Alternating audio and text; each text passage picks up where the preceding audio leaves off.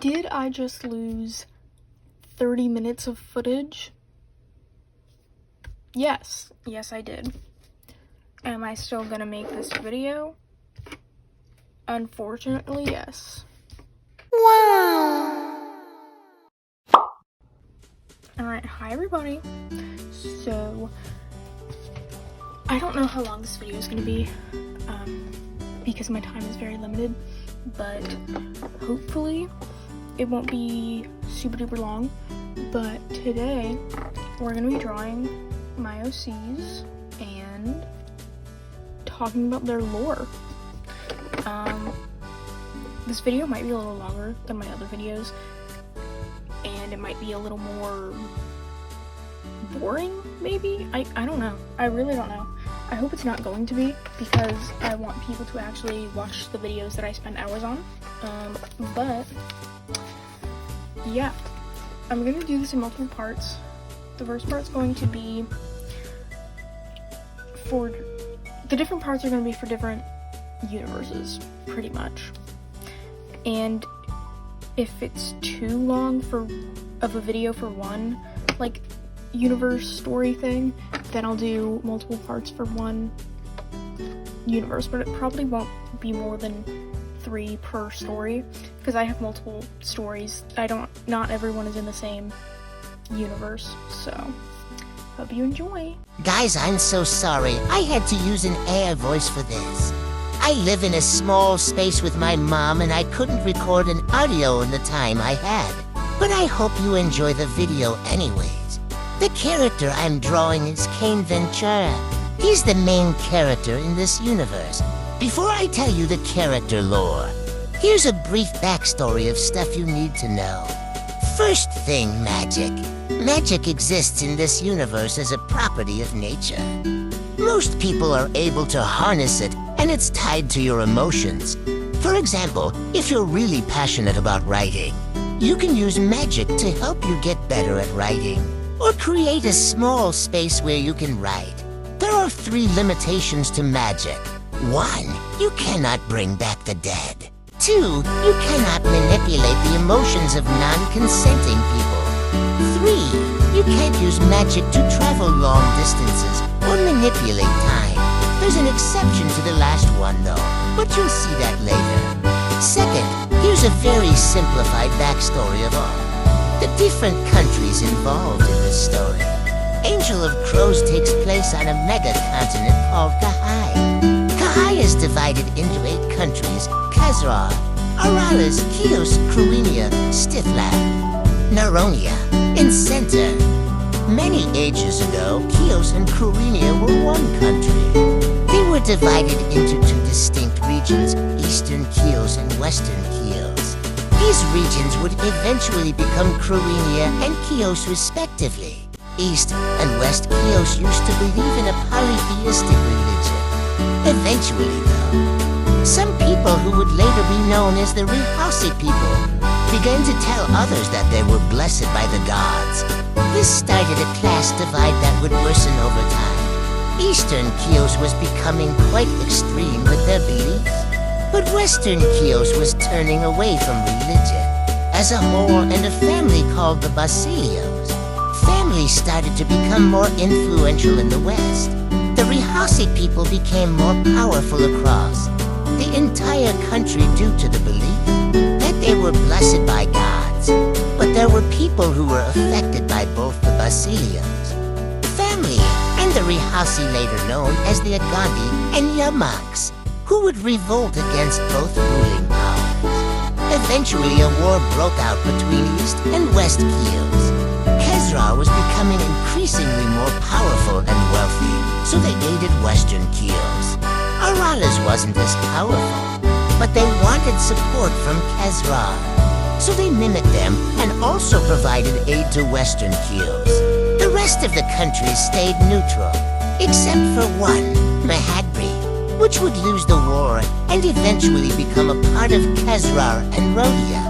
So right now we have Khazra, Aralis, and Western Chios against Mahadri and Eastern Chios. Got it? Great! During the war, the aggressors commit atrocities against the Eastern Chian people, which will be important later. Eastern Chios loses and splits from Western Chios. So now we have Cruenia and Chios as separate countries, and Mahadri gets wiped off the map and becomes part of Rhodia and Southern Kezra.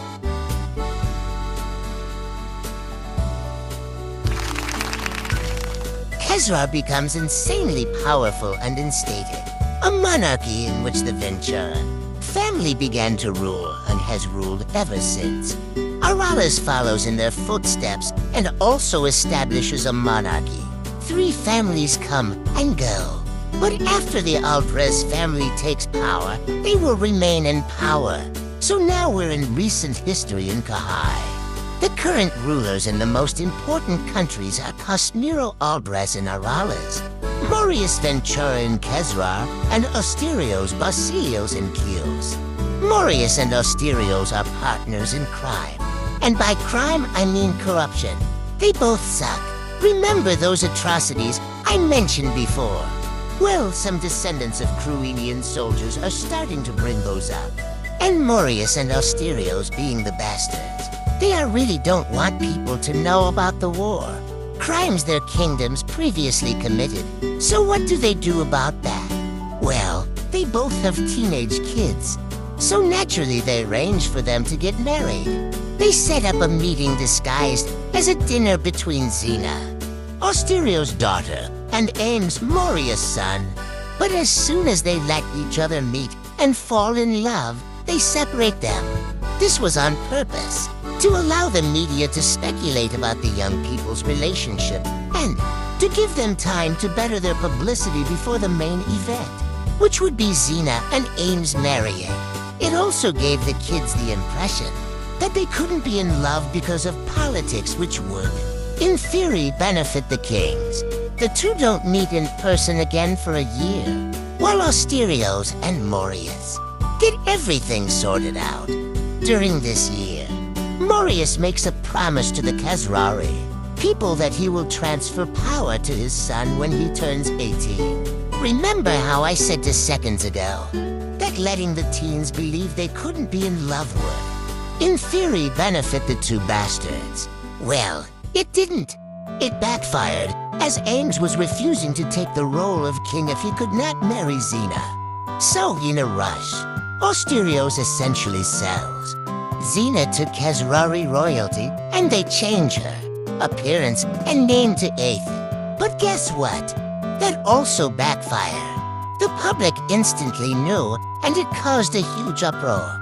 Strangely though, Morius, in one final act as king, decides to play into this. They accuse Ames of being responsible for the scandal. Ames is sent to a court accused of endangering an heir Xena, and is found guilty. I just love government corruption. He's sentenced to death. Think the electric chair, but with magic. But holy moly, plot twist time. He survives, but his entire personality changes dramatically. Morius dies when Ames is 24, and he takes the throne then. So the current rulers are now Osterios, still Ames, and Ignacio Aldrez, Cosmiro's son and Ames' lover, I mean best friend. Don't worry, this is the last major time the rulers will change. At 26, Ames and 8th of August. Then Cain 14 years later. Ignacio has a son named Valor 2 years older than Cain. When August is 19, he mysteriously disappears and is presumed dead, leaving Cain the only heir. Now onto the really good shit. When Cain is very young, Zixuan, the ruler of Stiffland and a well-known prophet, tells Ames that Cain is immortal and will not physically age past 24. Aside from that, Cain has a pretty normal childhood. He meets Valor at age 7. They become friends. And because of Cain's home life since Ames is kind of a piece of shit, seeing Valor is like a relief to him. Now, one thing about Ames is that he cheats on his wife. Like a lot. Or at least he used to. But he would cheat with other men, usually Arlesian men. So when Cain gets caught kissing Valor in a garden when they're teenagers, he's obviously pissed. He starts to separate the two, which only works for a short while. Now Cain is a young adult, and there's a lot of tension overseas. Most people in Kahai don't like Kezrar. Young people in other nations were rediscovering all of the horrible things they had done, and interpersonal relationships. Between leaders, especially Ames and Ignacio, were getting very tense. There were credible threats of violence against the nation. Kezrar started to heavily enforce its borders, having to deploy unqualified people in order to protect itself properly in their eyes. People began to riot against Kezrar, and more it began to look like war was on the horizon. This rioting lasted about 4 years before the war started. Around this time, Ames decided that if there were a war, Cain was going to fight in it. He began to pull him away from his duties as a prince and forced him to train as a knight and soldier. What he didn't know was that this would only bring him and Valor closer, since Valor would always sneak off since he hates being a prince and likes avoiding his duties. As for the increased border enforcement, things are becoming increasingly unethical. One rule that has existed for centuries in Kahai is that you never, ever use magic in a war. This rule may occasionally be broken for world-class doctors to heal others, but even that is a slippery slope. The guards at Kezrar's borders are breaking this rule, using violence and magic to protect their country. Notice the quotes. They are getting paid to do this. Genevieve Dubois, the ruler of Naronia, raised red flags about this but was dismissed by more powerful people. So she decides to support smaller countries such as Rhodia, and Naronia historically did. She provided more than just financial support, though she utilized their strong military. There were rumors that Kezrar was going to attack a military base in Rhodia, and sure enough, they did. War was declared 2 days later by Kezrar. About a year into the war, Aetha dies of an illness. Shortly before her death, she gathers a group of people under a fake name in hopes that they would successfully win over both powers in the war and take down the monarchical establishment of Kezrar. She named this group Corvicida. After the death of his wife, Ames orders that his military use as much force as possible against the other side, which is basically every other country. This included magic. At this time, Ignacio decided that if the war ended, he would not want Orales to continue to exist as a nation out of fear for his only son's life. So the war rages on in its worst state for about a while. In honor of his wife, and as sort of a final dance with Ignacio, pun not intended, Ames decides to host a series of 6 balls. I can hear you laughing, you immature fools, with Orales. On the morning of the last ball, 2.5 years into the war, Ames hosts a breakfast with just him, Ignacio, and their sons. This was definitely not a plot to weaken Orales' defense. Let me very quickly explain something that Ores Robus, the national flower of Kezrar, is very toxic to many Orlesians and is essentially a slow-acting poison. He slips some of its nectar into Valor's tea. You might remember how in the beginning I said there was an exception to the 3rd rule, and how I said that Valor loves to avoid his responsibilities as prince. Well, these things go together. On the 7th day after his poisoning, Valor goes against everything he usually does and uses his abilities to create a sort of mini-dimension world for him and came to sit peacefully in his. Valor accepts that he is dying. However, since he is so physically weak from, dying, his ability to control his magic is weakened. Ames knows this and hires a Cruinian woman to enter this small world. Valor made and kills him with an arrow, with nobody to control the magic in this small dimension now that Valor is dead. Reality warps and Cain runs for what he thinks is only 30 minutes, but is actually a year in the real world. During this year, Ignacio vows to end all fighting if Ames dies. Cain takes it upon himself after getting back into the real world to end Ames himself. As Ignacio promised, the war does end, but by now everything is in absolute ruin. Cain seeks out the Corvacida, dyeing his hair black and assuming the name of his brother, August. For a while after the war, Cain finds peace in this community despite hiding his identity. There's a small funeral service for Valor, which the Corvacida-hating monarchy attend in hopes of destroying. Unfortunately, a member of the Corvacida notices Cain crying during this and treats it as an act of treason.